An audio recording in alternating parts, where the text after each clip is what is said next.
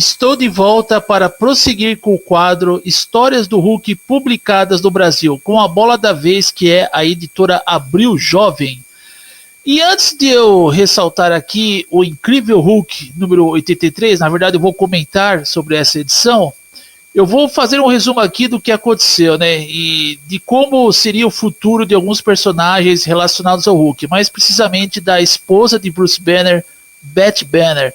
Bom, a Beth estava sofrendo uma bola emocional muito forte decorrente dos acontecimentos, dos últimos acontecimentos. Ou seja, quando ela se casou com o Bruce, ela nunca conseguiu ter uma lua de mel com ele, ela não conseguia ser feliz e acabou ocorrendo vários eventos ali que conseguiram fazer com que a Beth ficasse bastante abalada emocionalmente. Como, por exemplo, ver o pai dela se transformando naquele monstro que absorve energia elétrica, que é o Zex, e o Bruce Banner, né, se transformando novamente no Hulk, a chegada de um novo Hulk, que muitos acreditavam ser o Bruce Banner, o fato do Bruce Banner se distanciar da própria esposa, porque no caso aqui o Bruce ele se sentia na obrigação de bancar o herói, assim como Stan Lee disse na primeira história dele, disse não, né? Ele deu esse objetivo para o Bruce Banner se tornar o herói quando ele vai remover o Rick Jones da área protetora, né? Daquela trincheira ali, onde explodiu a bomba gama que amaldiçoou a vida do Bruce.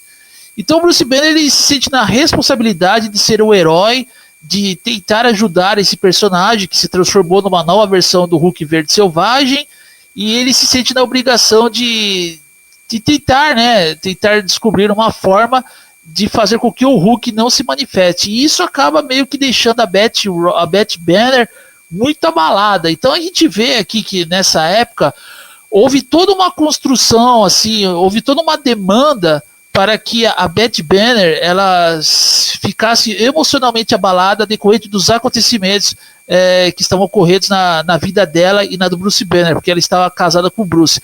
E isso veio também desde ali da década de 70, na época do Ray Thomas, Leo Wayne, aí depois tivemos até mesmo, acho que, bom, vamos escutar aqui, né, um avanço aqui, o Bill Mantlo também, ele focou muito nesse estado emocional da Beth, que, por exemplo, quando o Hulk adquiriu o perdão presidencial, a Beth decidiu não participar do dia da comemoração, onde o Hulk é perdoado pelas destruições que ele causou.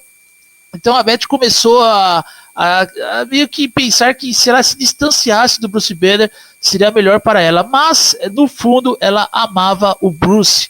E outra coisa também, na época lá, quando o Bruce se relacionou com aquela agente Catherine Wensborough, a Beth meio que ficou enciumada, obviamente, porque ela amava muito o Bruce, e acabou meio que pensando que é melhor eu me distanciar da pessoa que ela ama, no caso Bruce, e tentar se reencontrar. Mas a Beth sempre amou o Bruce Banner, e aqui no Run do John Barney, né, antes do Run do Almigro, a Beth se casou com o Bruce, mas mesmo assim ela estava se sentindo emocionalmente abalada decorrente dos eventos, né, dos distúrbios que ela estava sofrendo, conforme ressurgiam inimigos do Hulk e todo aquele distúrbio, aquele nervosismo que ela acabou consumindo para ela mesma, decorrente da vida dela ao lado do Bruce Banner. Mas no fundo ela gosta do Bruce Banner. Bom, feito essas constatações aqui, eu vou comentar aqui sobre o Incrível Hulk número 83 de maio de 1990, que para muitos, os mais bitolados, aí, como no caso ali o Boçal HQs, aquele idiota, é uma edição aqui que marca a estreia do escritor, que eu chamo de anti-Trump, Peter David. Então o Peter David estreou aqui no Brasil em Incrível Hulk número 83 e lá fora em Incredible Hulk 328 de 1987. Bom, aqui é uma edição onde o Peter David faz a sua estreia como escritor.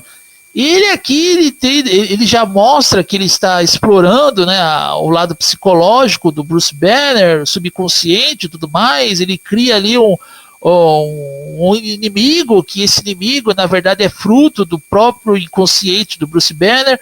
O nome da história é Fragmentos e o nome desse inimigo é Fragmento, né? Bom, não que a história seja uma história que eu falo assim, nossa, que estreia bosta aqui do Peter David, né? Mas ele meio que explora o subconsciente do Bruce Banner e também enfim, né, essa exploração do inconsciente do personagem, né, que o Peter David acaba fazendo aqui, atormenta não só o Bruce Banner, como também o próprio Hulk, né? Então os dois ali estão dividindo o mesmo corpo, né? Só que são personalidades distintas. Aí depois, nessa edição aqui, já mostra que o Bruce Banner tenta cometer suicídio e o Hulk impede, né? Aí esse inimigo aí, que é o Fragmento, que é um fragmento da própria, do próprio subconsciente do Bruce Banner. Esse fragmento acaba se manifestando e acaba mostrando que o Hulk precisa do Banner e o Banner precisa do Hulk, né? Enfim, aí impede o Bruce Banner de cometer suicídio. E esse inimigo também ele usa de imagens da Beth Banner e também do Rick Jones, pessoas relacionadas, né? Pessoas bastante íntimas ao Bruce Banner para atormentar o cientista. Bom, e é basicamente isso que acontece aqui, né? Um inimigo fruto do próprio subconsciente do Bruce Banner. E o que estragou, na minha opinião, essa história aqui, na minha opinião, no meu ponto de vista, o que estragou essa história é que no final dessa história, quando a gente parte por um clima bastante tenso, que nem, por exemplo, o Bruce Banner, ele tenta dar um fim na existência dele, aí a gente vê uma fala ali totalmente bosta que o Peter David elabora no final da história, assim, né? A coisa tava caminhando para uma situação bastante tensa. Aí o Bruce Banner fala: não, mas que diabos? É pro diabos com isso. Eu não sou um psiquiatra, eu sou um físico. Aí no final, né, a voz desse inimigo fragmento fala: ai, doutor, essa é a coisa mais idiota que eu já ouvi. Ha, ha, ha, ha. Ou seja, o Peter David escrevendo uma história na estreia dele, né, na mensal do Hulk, uma história tensa que no final encerra com uma forçação de barra por parte de humor que eu acho que é totalmente desnecessário. Mas tem aqueles ali que ficam bajulando o cara, né? Bajulando ele até hoje, mesmo que hoje ele escreva histórias bostas e faça com que o Hulk seja vítima de vários desfeitos e passe vergonha com outros personagens ali, enfim. Bom, e, enfim, né? É outra coisa também que hoje vendo, né, na própria internet mesmo, eu agradeço muito, né, as publicações originais que você pode conhecer na internet, ficar a par. Aqui a Editora Abril editou, né, o conteúdo da parte das cores, né, do Bruce Banner. O Bruce Banner aqui é loiro em algumas páginas. Acho que isso aí se deu pelo erro de impressão da cor ali dos brasileiros, não sei o que aconteceu. Mas pode ser, né, enfim, né, uma alteração bastante bosta, né. É que nem aquele idiota lá do Philip Kennedy Johnson, né, que se diz inspirar em Peter David. Aí ele apresenta o Bruce Banner loiro na capa desse Run Woke do Hulk aí que está à venda nas bancas ali, essa bosta militante aí que esse escritor Philip Kennedy Johnson está escrevendo.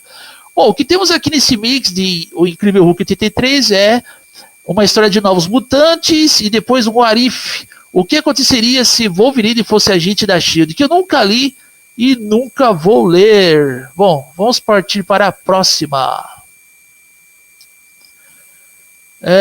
O que temos aqui? Agora chegamos aqui ao Incrível Hulk. Bom, eu vou pular aqui, porque a edição 84 eu já reportei ela em outros vídeos. Então essa aqui não tem nada a ver com a ordem cronológica das histórias do Hulk, né, que está acontecendo agora, né, o run do Al Milgrom. Vamos partir para a próxima, o Incrível Hulk 85. Bom, e aqui no Incrível Hulk 85... temos uma história muito boa, que na minha opinião eu considero excelente, muito melhor do que a história de estreia do Peter David, que termina com uma piadinha totalmente sem graça, né, e absurdamente desnecessária, que a capa está mostrando aqui, Incrível Hulk 85 contra os mutantes da Bomba Gama, e o título da história é Párias. E aqui novamente temos o argumento, né, o roteiro de Al Milgrom, e a arte do Al Milgrom e a arte final aqui, né, reforçando a arte do Al Milgrom, o desenhista Deli Bulanadi, que se encarregou de escrever aquela história antes do Hulk, né, o Hulk inteligente com a mente do Bruce Banner se tornar selvagem e partindo para o prólogo das encruzilhadas. Então esse Deli Bulanadi, ele se encarregou da arte final dessa história pré-Hulk, né, selvagem, que seria enviado para as encruzilhadas, e até a pré-encruzilhada, que ocorreu em Incredible Hulk 300 lá nos Estados Unidos, tá? Enfim, vocês já entenderam, né? Um desenhista, um artista promissor, esse Deli Blanali aí, e reforçando a arte do Almigro. E aqui nessa história, por que eu gosto dessa história? Porque é o seguinte, temos aqui uma história desse novo Hulk verde selvagem, que eu não vou dizer quem é que se transforma, uma história muito boa, que leva uma mensagem muito boa. O Almigro escreve simplesmente uma história que remete aos bons tempos do Hulk verde selvagem, e que ele pensa que as pessoas que ele está enfrentando são inimigos e depois se revelam como pessoas que se tornariam aliadas dele. E no fim, a mensagem que leva é que a humanidade, o próprio homem mesmo, né, com todo o seu, enfim, né, assim, a ânsia de destruição, né, ao próximo, faz com que esse convívio do Hulk contra esses mutantes da Bomba Gama acabe não sendo tão agradável assim como a gente vê. Ou seja, né? E aqui no final da história, um pequeno spoiler aqui, é revelado que o Hulk é o verdadeiro pária. O título da história é Párias. E é uma história muito boa, sabe? Muito boa. Não precisou ter o Bruce Banner ali. E a história praticamente foca nesse novo Hulk verde selvagem, que é esse personagem que se transforma, que inclusive se transforma a partir do momento que o sol se põe. Aí quando volta ao amanhecer, ele volta à forma normal. Enfim, né? O mesmo que acontecia com o Bruce Banner quando ele se transformava no Hulk cinza nas primeiras histórias de Stan Lee e Jack Kirby. Muito boa essa história. Para mim é uma das preferidas do Almigro, junto com aquela edição Incredible Hulk 323. Nessa aqui, o Incredible Hulk Párias, né, o novo Incredible Hulk Párias, o título da história, foi publicado em Incredible Hulk 329. Uma história muito boa, que até hoje eu faço questão de relê-la. E no mix aqui, né, tivemos uma história do Homem de Ferro, depois uma história de Marvel Comics Presents, número 12, e por último, uma história de Peter Parker, The Spectacular Spider-Man, número 104, de Bill Mantlo, olha só, Bill Mantlo e Vince Giarrano, enfim, acho que o nome é assim que se pronuncia. Olha só, é uma edição muito boa, eu gosto muito dessa edição, o Incrível Hulk número 85. Bom, eu acho que o vídeo já tomou muito tempo, ele se alongou um pouquinho, porque eu fiz algumas considerações antes de ressaltar aqui a edição que marca a estreia do Peter David na mensal do Hulk, né, aqui publicada no Brasil.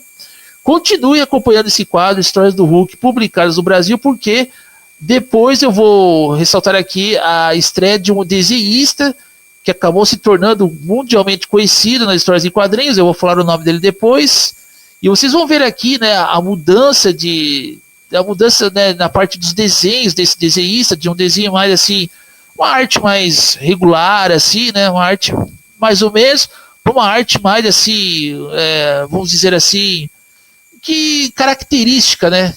Que é bem característica desse desenhista que eu vou comentar na próxima parte desse quadro aí, beleza?